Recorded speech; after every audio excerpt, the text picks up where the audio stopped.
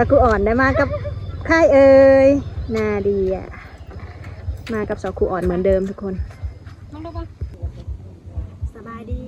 ทุกคนมาพบมาพอกันอีกแล้วทางสองสาวลาวบ่าวผู้ไทยตอนนี้คือน้อยมาอยู่เพื่อนดองทุกคนดองน้องบุญมีหรือว่า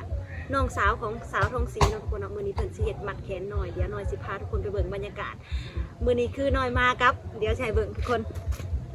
มากับใครเอ่ยจ้าเอ๋อ้าวไปแล้วนี่สาวครูอ่อนทุกคนมากับสาวครูอ่อนแล้วก็ลูกสาวสำลูกสาวเลยไปนำทุกงานทุกคนเดย์ไปเข้างานวันไปแล้วทุกคนบริเหตุใหญ่ไปเลยทุกคนมีเต้นหนึ่งเต้นประมาณนี้แหละหมักมีคนเฮือนเจ้าสาวมีหมักมีนาเดียหมักมีบ่นาเดียหมักมีหรือว่าขนมเจมาตักลาบเลยนี่ทุกคนบรรยากาศดีงานประมาณนี้ยายพักยายลาบตักน้ำข้าวปุ้นนี่คุณสาวตักน้ำข้าวปุ้นเด้ออันนี้เด้อจะกินเอาพี่น้องใส่ไว้กินหอมเลยน้ำข้าวปุ้นลูกงานอยู่เทิงหมดเลยทุกคนเลยแบบแต่ประธานได้ขึ้นนะเพิ่นเช็ดผูกแขนอยู่เทิงน้ำข้าวปุ้นมา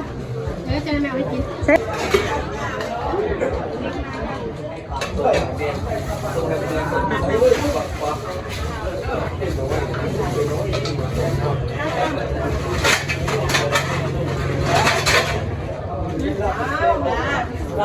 มาค่ะเร็ว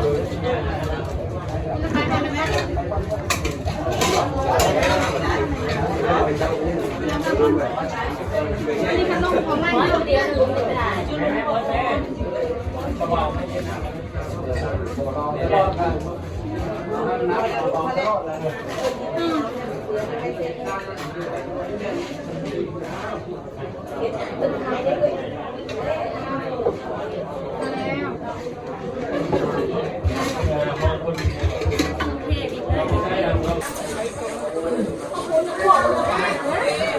คุณงามตักน้ำข้าวปุ้น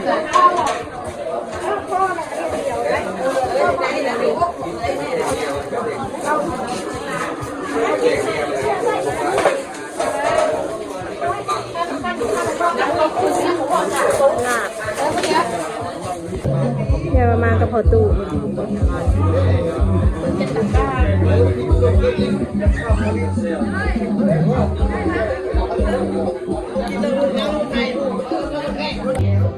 มาแล้วป้าสาวกูคนสวยทำไมถั่วใหญ่จังหิวต่างกันเลยทุกคนอันนี้ถั่วสาวหน่อยนิดน้อยเด็ดไม่เท่าจะงามกว่าอันนี้ไม่เท่าอันนี้หลานสาวนั่งกินหลังเสียเดียได้เลยได้มื่อนี้มาเป็นผู้สาวบ่เป็นผู้สาวสำคัญ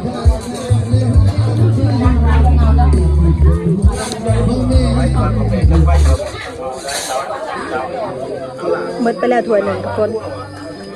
ยังจะสักครู่อ่อนแซ่บบ่แซ่บไหมอร่อยไหมจืดเลย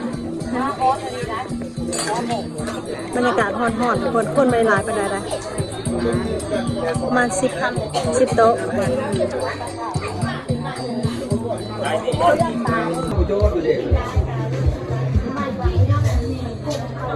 มืดแต่ว่าทางนี้วะ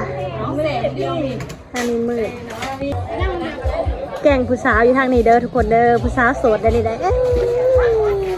อันนี้แรงซิ่งเขาไปซอยเจ้าสาวก่อนว่าอันนี้หาเอื้อยเจ้าสาวเด้อทุกคนเด้อสวยมากมื้อนี้ไม่ได้ถ่ายคลิปอ่ะไม่ถ่ายมื้อนี้โอนนอนนี่เนาะโอนนะนายเบิ่งทุกคนกระเป๋าเงินบักใหญ่บ่มีอย่างไรมีปึ้มปึ้มไปเมนเจ้าสาวของห้องไปจากวันนี้เนาะ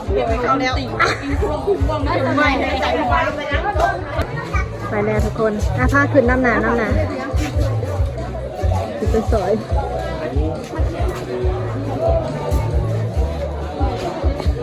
ขึ้นไปผูกแขนเจ้าสาวก่อนทุกคนเพราะว่ามายังไม่ทันเห็นเจ้าสาวเลยได้นี่ได้ ได้บ่ฮะฮะเข้าบ่ได้ทุกคนถอยทับกลับมาแล้ว เป็นที่ คนยังหลายอยู่ เป็นที่เนาะ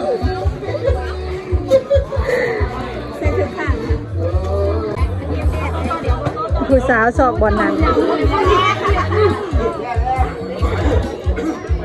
ผู้สาวสอบบอลหนังบ่ได้ เข้าไปยังบ่ทันเห็นเจ้าสาวเลยทุกคนเพราะว่าเพิ่นยังลงเบี่ยงว่าทันแล้วยังไม่ได้ขึ้นผู้สาวโสดบ่หรือว่ามีคู่โสดมื้อนี้มาโสดหรือว่าโสดอยู่แล้วโสดปกติใส่กระโสดแม่นบ่แน่นอนสาวมาจากประเทศไทยเลยทุกคน ส่งตรงมาจากประเทศไทยส่งตรงโหปานีโคสินค้านำเข้าแต่มาทางนี้ใหญ่โต๊ะไม้แล้วได้สุกอนมาใหญ่มาอย่างทางนี้สีดาปากกับใหญ่มากินเบียร์มาทานเลยถ้าถ่ายตอนทานนี่มันจะสวยเจ้าภาพได้เด็ดเจ้าภาพมืดนะทุกคนอยู่ในไปนั่งดิ เดี๋ยวนี้ไหน เติมสีสันกับจักรบาท ไหนก็จะได้ชูดี โอ้เสียดายตะเวนต่อมันบรรยากาศสวยแล้วสวย